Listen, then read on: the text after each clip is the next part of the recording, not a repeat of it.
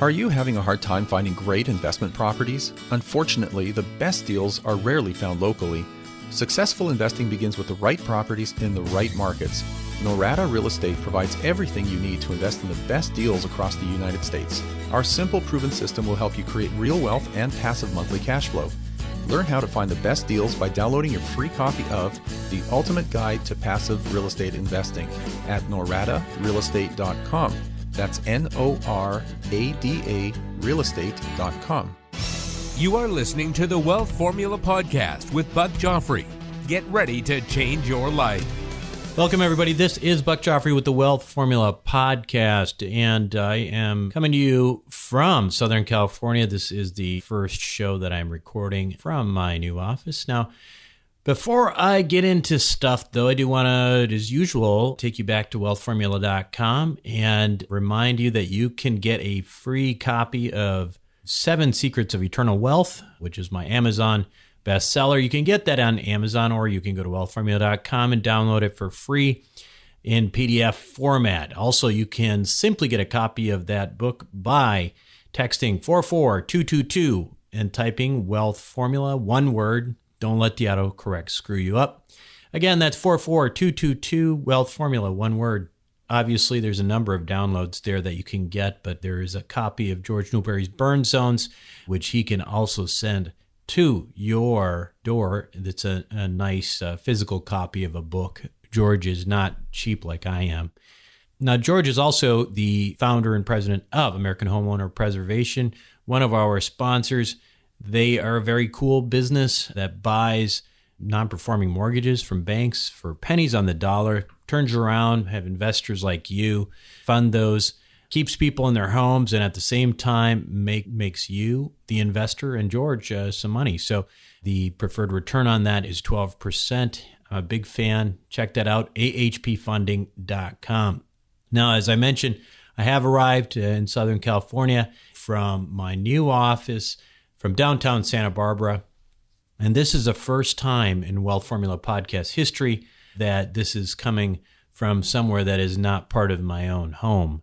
Used to be from my guest room. Now, this is a specific office for this purpose. Now, this time that I've had away from the show, and it's been about 3 weeks, I think, since I've recorded maybe, has given me some time to reflect. And I do have a lot to say to you myself, and sometimes the interview format does not allow me to do that. So I have decided that I will do more podcasts, not all, but I'll certainly do more podcasts in a format where you can hear from me, myself, a little bit more, sort of in soliloquy format. And during these episodes, what I'm hoping to share with you are some of my thoughts, not only on financial matters, but also on mindset, which I think is a big deal. One of the biggest barriers to financial and what I would call holistic wealth is mindset. Our mindset is in turn influenced heavily by what we believe. So in this episode today, my inaugural Santa Barbara Wealth Formula Podcast, I will talk to you about what I believe our educational system and conventional wisdom combined have done in the way of creating what I would call artificial truths, truths in quotation marks in our lives, and how that might actually be destructive to the way we deal with money. So when we come back, you will hear from me again, and I'm going to call this Deconstructing Deconstructive Belief Systems. Wealth Formula Nation, in my quest to uncover the secrets of the wealthy, no other concept has blown me away more than the one that we call Wealth Formula Banking. Now imagine that you could put money into an account and grow it at the tax equivalent of 9 to 10% compounding interest tax-free. Now imagine that money was bulletproof, not only to the tax man, but to creditors as well. Now here's my favorite part. Imagine you could invest the same money in 2 different places at the same time. You didn't hear me wrong, folks. I'm talking about double dipping your investments. And when I first heard about this, I couldn't believe I didn't know about it. I wish someone had told me about this concept 10 or 20 years ago. You do not have to be wealthy to make this concept part of your own reality. This is going to help you get there. This is the real deal, folks. Check it out for yourself at wealthformulabanking.com. Again, that is wealthformulabanking.com. Welcome back to the show, everyone. So today I want to talk to you a little bit about belief systems. Now, we are the product of many variables, including religion, our upbringing, our personal experiences. And as a culture, however, there are certain influences that the vast majority of us share. And, these things that we share, they can be very useful for society, but it can also be limiting. Now, let's talk about the educational system, because this is the institutional system that is our biggest collective influence. I think few people would argue that, because we're all going through it, right? I mean, especially if you're living in the Western world. And our educational system in the U.S., and I've talked about this before, is a remnant of something of the Industrial Revolution. In fact, it was borrowed from the Prussians in the early 1840s and brought over to the U.S. by a guy named Horace Mann. Now, that may explain why there are so many schools called Horace Mann. At any rate, this educational system was then sort of finalized in 1892 by a committee that was known as the Committee of 10. And they were at Harvard, and they standardized this whole entire idea of, our public school curriculum and the way it's structured into 12 years, and of course, divided into grades 1 through 12, and decided what went into each grade. For example, obviously you might remember from high school, there was a year you took algebra, you took geometry. Well, these guys decided all of that. And this, of course, was pretty revolutionary. I mean, it's an extremely efficient means of public education. And frankly, for 120 years ago or so, this was very forward-looking. Unfortunately, it hasn't changed much in about 120 years. That makes it so maybe it's a little bit outdated. Now, what they came up with, as we know, is this whole thing that they call the age-based cohort system, basically the whole, kindergarten through 12th grade thing. And if you look at it, it sort of reminds you of the Industrial Revolution, right? It's sort of like an assembly line of information. And you can literally imagine the child sort of moving along this assembly line. And, every new station, they stay there for a year. And they do that for 12 years. And at each station, the kid sort of gets doused in a bucket of prepackaged information that is deemed appropriate for that grade. So, geometry, algebra, whatever else that each year typically they have. And the idea is at the end of the 12 years, you have this sort of finished product. Of course, with that assembly line model, some people fall off the assembly line and they never make it to the end. And then, of course, some final products have flaws. They don't all come out looking great. But then the finest of products get a pat on the back, and then they get shipped off, to a new factory. That new factory is meant to polish them up a little bit. And what I mean by that, of course, is people who go on to college and graduate school. Of course, these are the people, these are you, the successful students, the ones who go on to college and graduate school for a little extra polish. And these are the people who succeed in that system that typically go on to become higher earning professionals. Now, the people who are most successful in this school system, people like you and me, are those who excel at doing exactly as they're told and absorbing the information they're fed most efficiently. We're the ones who are the best at this. People like me, people like you, the successful, good students, were constantly being given positive feedback during school. And society commends us for not failing, for consistent success. And that sort of turns us into sort of a pack of Pavlovian dogs. And what we do is we just thrive on this positive feedback of teachers commending us for mastering whatever they spoon feed us. It's almost addictive, right? We love it. The problem with this kind of school system, well, there's many problems, but you don't get points for trial and error or for trying to teach yourself things outside of the curriculum. That's not going to get you ahead. Unfortunately, the reality is that in the real world, trying to teach yourself things and doing trial and error, that's the most natural way of learning. And there are other flaws in the system. After all, what happens when this sort of prepackaged information that we're talking about is wrong or it omits something? Let's say it's like, financial education. There isn't a lot of financial, and if it was, it might be wrong anyway. It probably would be. It's very hard for people who are conditioned in this environment at, being spoon-fed information and thriving on just regurgitating whatever, is given to us. It's very hard for many of us to learn things on our own and begin doing so after so many years of this training. And I call that whole idea, the high-paid professional paradox. Again, you do everything right in school, you get accolades, you get titles, you get called doctor or attorney or whatever, but we don't really have a clue. Many of us don't have a clue on how to teach ourselves anything outside of the quote-unquote curriculum. And it also makes many of us incredibly scared of failure, which is, again, the most natural way of learning in the world. So without a curriculum to master, a lot of us highly successful professionals just simply substitute learning with relying on what we call conventional wisdom. Now, conventional wisdom is generally not a terrible thing. I mean, conventional wisdom as a general rule is an accepted belief or an opinion or judgment about a particular matter. Sounds like a curriculum, right? I mean, it's a accepted belief or opinion or judgment.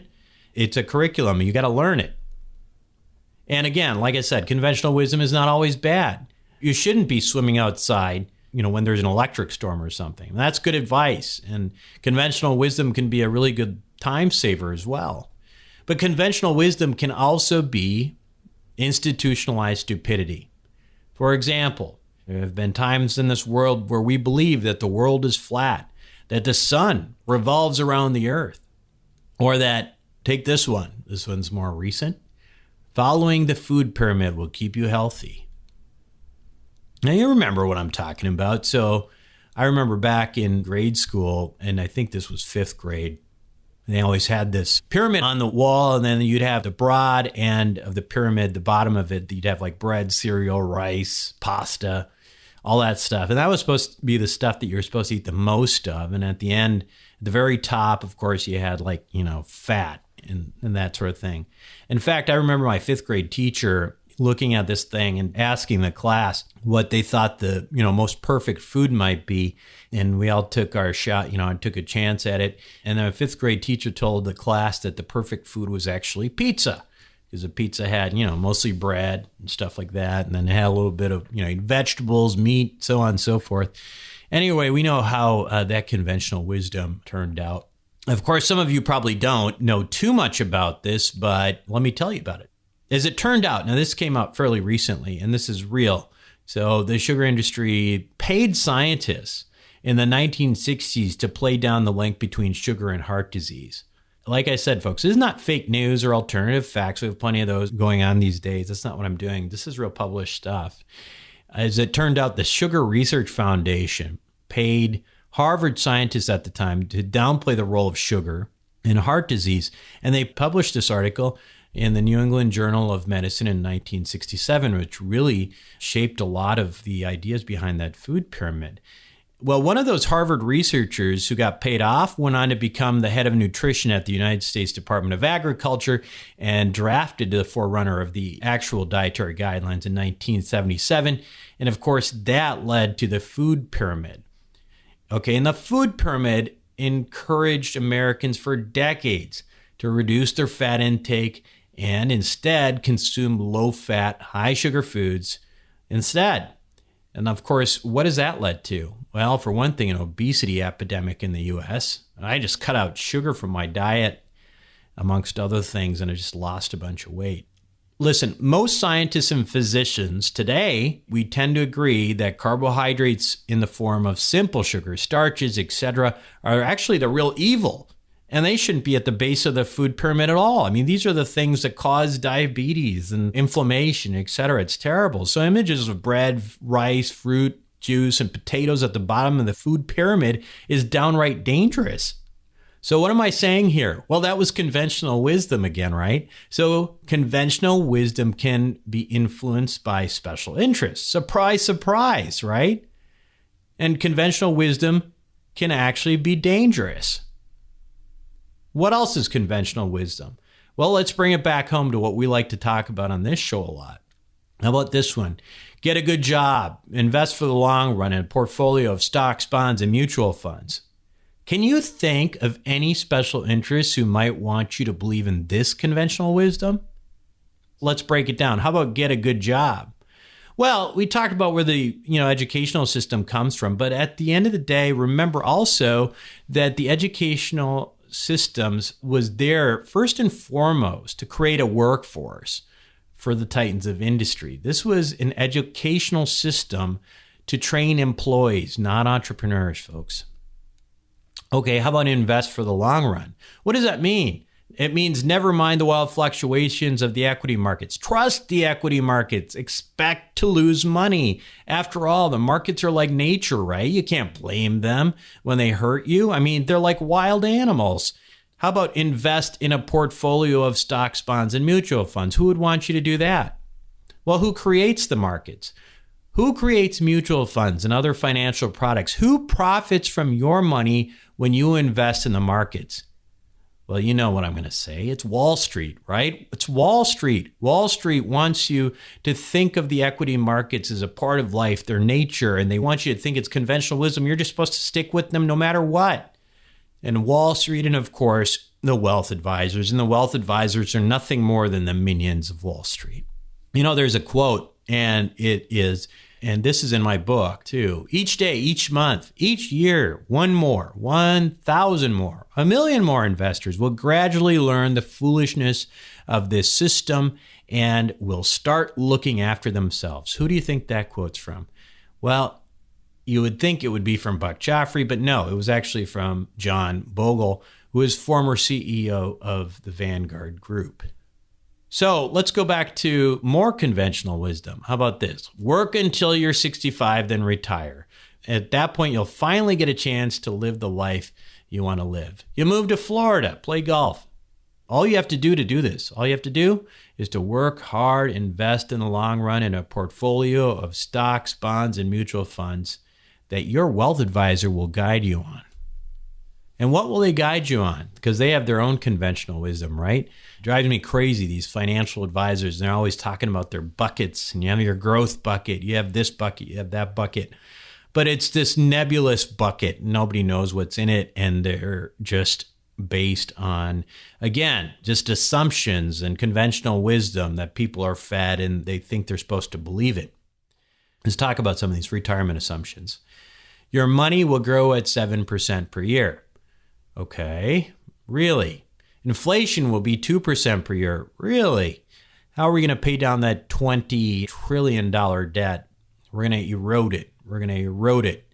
And the only way we do that is by increasing inflation to far more than 2% per year.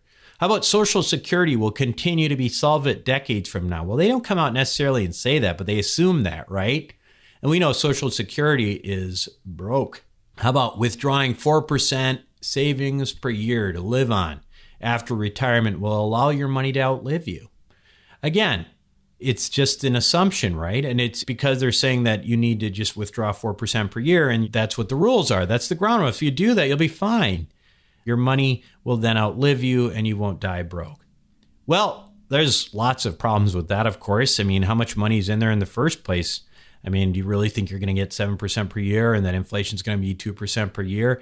And what about life expectancy, right? I mean, life expectancy will go up, folks. I mean, people who are born now are probably going to have life expectancy in the 100 range.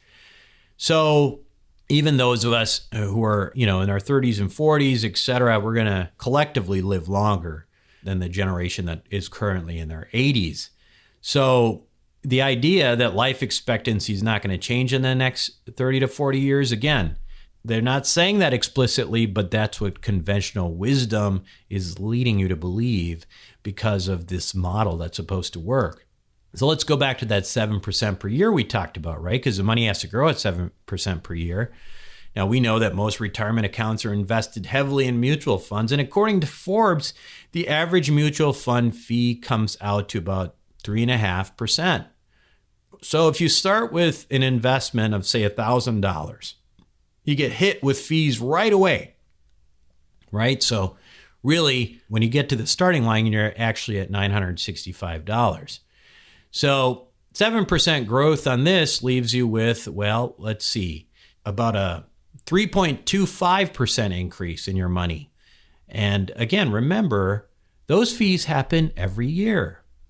And this shouldn't be a surprise, right? Because again, most people have their 401ks and IRAs or whatever heavily invested in mutual funds because that's what they're supposed to do. But when you hear this number about 7% or 10% from your investment advisors, but in reality, The average mutual fund growth over the last 3 decades is somewhere between 3 and 4%, just like our calculations just suggested it might be. Now, how long would it take you to double your investments at 3.5% per year? Well, with the rule of 72, which is 72 divided by the annual rate of return, that would be 20.5 years. And remember, this is just doubling your money, and you have to live on this money for the rest of your life, and you're allowed to take out 4% per year. It's not enough, folks. Whether you like it or not, a generation of people are going to die broke. And I'm not talking about people who are just right now in the middle class. I'm talking about highly paid professionals who are relying on this system to bring them, into their retirement years. So I know some of you are out there and you're still not convinced, and you're saying, listen, Buck, I know what you're saying about these mutual funds, and I'm going to minimize my fees and just buy a bunch of Vanguard ETFs and, I'll be fine. Well, maybe. But how did you feel in 2008 when everything hit the fan? Did you like that feeling? Did you like that fear and uncertainty? Most of us listening to this show are young enough to have that kind of time to rebound after something like that. But what if you were just about to retire? And that happened. When that happened, everything was horrible. And that was nearly a decade ago. And interest rates now, they're still at less than 1%. And during this time, we've been at zero for most of it. Low interest rates are supposed to energize an economy, and we've had like zero interest rates, which is unparalleled in history. And despite that, what do we have to show for it? Sure, we've got the third longest period of GDP growth. We also have the most sluggish GDP growth in history during a non-recessionary period. And the majority of that money that is being made is really being made by the financial industry and Wall Street. And again, the U.S. national debt is around $20 trillion. Folks, between 1775 and 2000, it was only $5 trillion. $5 trillion. And then less than 2 decades, we've quadrupled our debt compared to the previous 225 years of our history.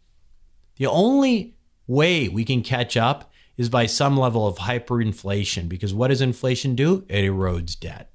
Okay, and then now there's that crowd out there that's saying, but wait, Buck, the Dow is at record highs. I don't want to miss this. I've even had to talk my dad out of this. It's just crazy. I can't believe this guy got reamed in the .com bubble, and now he was like, well, look at everybody's making so much money in this. Well, listen, corporate earnings have been flat for 3 years despite this, despite the Dow going up, I think it was like 25-30%. And Janet Yellen recently called the price to earnings ratios rich. What does that remind you of? Reminds me of Alan Greenspan, who back right before the .com bubble burst, he called it irrational exuberance. And you remember what happened right after that. Huge crash. But meanwhile, again, conventional wisdom, the wealth managers tell you to keep doing the same thing. Why? Well, they've got no skin in the game. They make money whether you win or lose.